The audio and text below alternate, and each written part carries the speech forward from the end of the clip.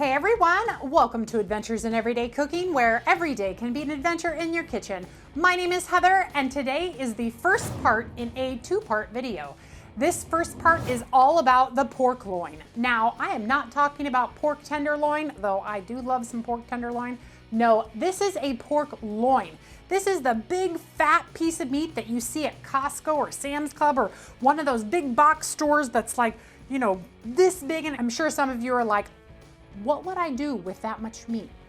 What if I told you that buying one of those will cut your grocery bill? Oh yes, because when you cut your own pork chops and your own pork roast from one of those pork loins, you save quite a bit on your grocery budget.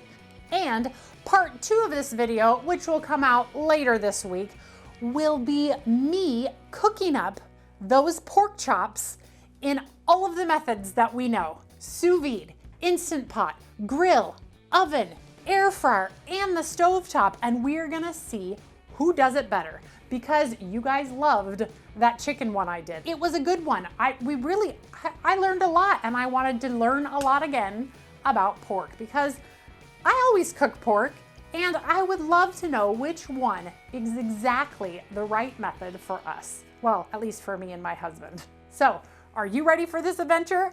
Let's go. Now, just so that everybody knows, this is a pork loin, not a pork tenderloin.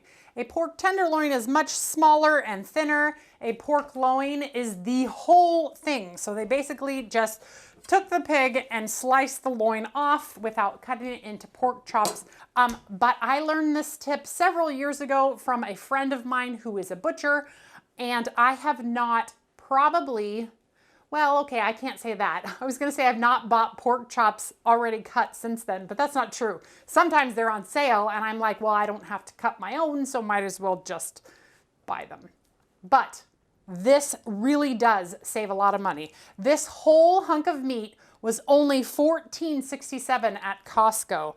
So I'm gonna get a ton of chops out of this and a roast. So first of all, let's open the bag and get this drained out, because all of that goo inside there, I don't want it on my board.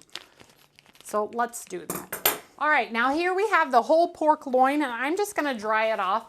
Not because it needs to be dried off, but it just makes it a little bit easier to work with. All right, so let's start on this side over here. So we're gonna start from either side is fine. But this side, I wanted to go first because this has that darker meat on it. And I don't know if you've ever noticed that on a pork chop, sometimes there's a strip of dark meat and a strip of light meat. I prefer that dark meat, whereas some people just prefer the light meat. The dark meat is gonna come from this side, and you can actually see that darker meat, and the lighter chops are gonna come from this side. Now, why is it darker over here? All darker meat is closer to the organs. So this is from the front of the animal where the heart is, and this is from the back of the animal. You know, so if the pig was like, his head was here, then it would have been on the loin like that. So this part gets a lot more blood flow and has a lot more blood vessels, which is what makes it dark meat. So we're gonna trim our pork chops. Now this first pork chop is gonna be a little squirrely. It's not gonna be exactly the right amount as other pork chop of the other ones, but I'm gonna try really hard to get very even cuts all the way through. So I have my ruler, and this is one of those plasticky rulers that I can throw in the dishwasher. And I am just going to measure, actually I'm gonna probably just set it right here so I can see very well what my measurements are. And I'm gonna try to cut these pork chops into 1 inch thick pork chops. Now, it is super important, once again, even if you're not going to wash your hands, to dry your hands before you pick up your knife and start using it. Because when you're using your, sloppy hands with this pork, it tends to slip, and you just want to be very careful with especially when you're working with a Pampered Chef knife, because my Pampered Chef knives are super sharp and I don't want any wiggle room. I want to get quick, easy cuts. The other thing I'm gonna do, which I forgot until just now, is get out a piece of parchment paper so I can lay them out on the counter. And yes, obviously I need a larger cutting board because it's hanging off the side over there. I mean, like, what gives? It's because I don't have it. Loins are huge. That's what makes them so cost efficient. $15 for all of this meat. This is gonna be like a month's worth of meat here. So we're talking, you know, if that's 12 chops right there. So 12 chops plus another 8 chops, that is 20 pork chops if you wanted to cut the whole thing into pork chops. And that's if you wanted to just do them an inch thick. You can do them half an inch or 3/4, whatever. Okay, I'll stop talking and let's get to this cutting. Anyway, we are gonna reserve this center though for a roast. Okay, so let's cut these. Okay, so the first one, like I mentioned, is probably not gonna be so pretty because it's at the end and the end piece, well, I didn't cut the end piece. The end piece was cut by the butcher. But the butcher knows more about this meat than I do, so it tends to be just fine. Now, can you see the two different colors that I was talking about? So this is the part that is closest to the animal's heart, and this is the part that is furthest away. This is my favorite pork chop ever. The taste of it, the flavor of it, the texture, everything about the dark side of the meat is a happy place for me. So I love this side of the pork loin. Oftentimes, I will even just cut all the way to the dark, all the way into the roast, stop, and then just make these two roasts. Because I really love pork sliders and that kind of stuff. And now I really love rotisserie pork. You saw me do that video, did ya? Did ya? If you didn't, you'll have to check it out because you could have your pork roast right here. Okay, moving on. Let's just get this trimmed up to about the place where I think that I want the pork chops from this side. Okay, so see already 4 pork chops in at the one inch mark. I'm already getting very little dark meat and that makes me so sad. But I wanted to do fat pork chop though that all of our methods are exactly the same.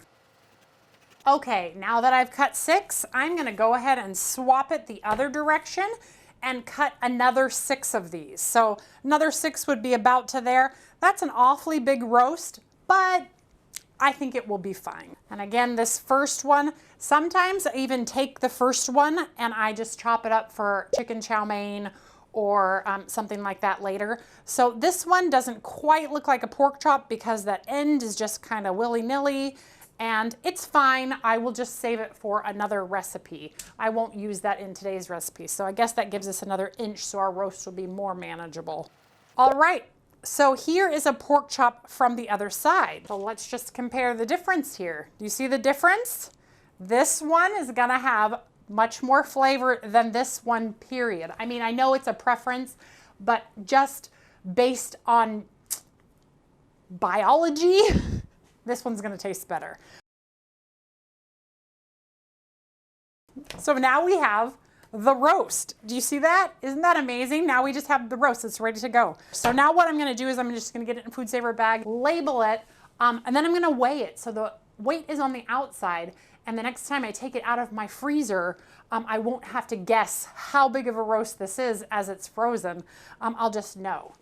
All right, and here we go. Here is our 2-pound pork roast, a package of 3 pork chops, and a package of 4 pork chops. So now I have 1, 2, 3, 4, 5, 6 meals out of 1 cut of meat.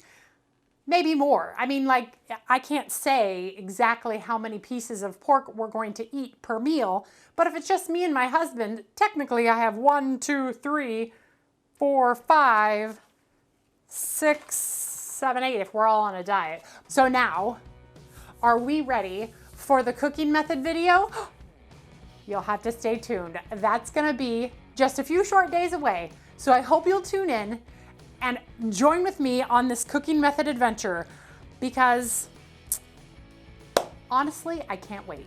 All right, you guys, well, if you learned something about a pork loin and if you will adventure and cut up your own pork loin, leave me a comment. Tell me that this video was helpful to you. It really does help me to know what kind of content you want to see and what you most want out of this channel, because this channel is all about adventuring with you.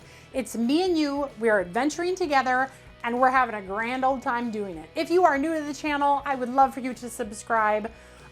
We do videos here and I say we, it's me and you. So we We do videos several times a week, and I'm always looking for the next adventure, which is why I ask for people to comment and tell me what adventure they'd like to see next, which is why we're doing pork now. Because the last time I did chicken, you guys were like, mind blown, let's do this again. So boom, there you have it. We're doing it again, and we're gonna have fun. All right, you guys, I will see you on part 2 in just a couple days. Bye.